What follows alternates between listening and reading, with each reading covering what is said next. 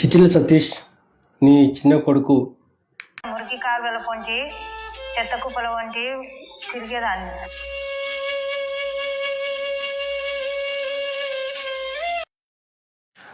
తప్పిపోయిన కుమారుడు తిరిగి వచ్చినప్పుడు ఆ తండ్రి ఆ కుమారుడితో ఇంతకుముందు నువ్వు ఎలా జీవించేవాడి, పందుల పొట్టు తినడానికి ఎంత కష్టపడేవాడి, ఆ బట్టలు వేసుకొని ఒకసారి చూపించు అని అతని సేవకుల ముందు ఆ విధంగా కుమారుడితో మాట్లాడలేదు. కుమారుడికి ప్రశస్త వస్త్రం తీసుకొచ్చాడు, కొవ్విన దూడను వధించారు. ఒకడు క్రీస్తు వాడు నూతన సృష్టి, కానీ నువ్వు నీ ధనాపేక్ష కొరకు, ధనం సంపాదించడం కొరకు, వాళ్ళ సెల్ఫ్ రెస్పెక్ట్ ఉంటుందనే విషయం వాళ్ళు కూడా గుర్తించలేనంతగా వారిని ఒక మత పిచ్చిలో పెట్టి, వాళ్ళ పాత జీవితంలో ఏ విధంగా ఉండేవాళ్ళంటే అప్పుడు వేసుకునే బట్టలు వేయించేసి ఇలా చేసి చూపించడం అనేది అది వారిని అవమానించడం. చిచిల సతీష్, అది వారిని అవమానించడం.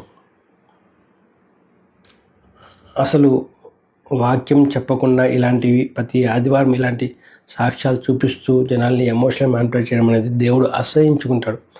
తాగుబోతే వాళ్ళు ఇంతకుముందు తాగేవాళ్ళు మారని చెప్పడానికి వాళ్ళు మళ్ళీ తాగుతూ యాక్టింగ్ చేయించాల్సిన అవసరం లేదు.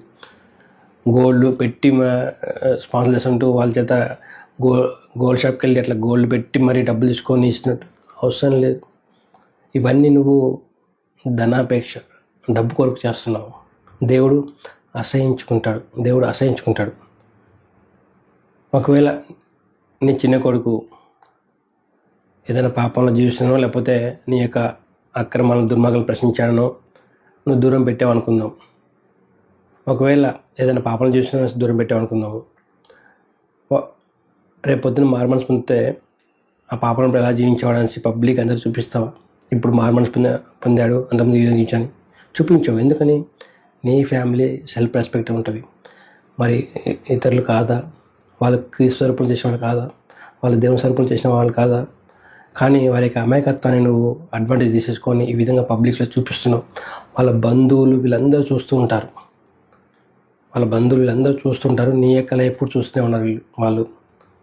నీ వల్ల దేవుని నామం దూషింపబడుతుంది. చిచిల సతీష్, ఒక వ్యక్తి మారాడని చెప్పడానికి నువ్వు ఈ విధంగా 10 సాక్ష్యాలు వేసేసి ఎమోషన్ మార్పు అవసరం లేదు. వాక్యం ప్రకటిస్తే వాళ్ళ యొక్క జీవితాలే, వాళ్ళు ఎక్కడ జీవిస్తున్నారో అక్కడ ఉన్న చుట్టుపక్కల చూస్తూనే ఉంటారు వాళ్ళ జీవితాలని. దయచేసి ఎమోషనల్ మ్యానిపులేషన్ చేయడం ఆపే. ఇలా ప్రతి ఆదివారం సాక్ష్యాలు పెడుతూ ఆ స్క్రీన్ మీద ఇవన్నీ చూపించడం ఆపే. వాక్యం నేర్చుకో, మారుమనసు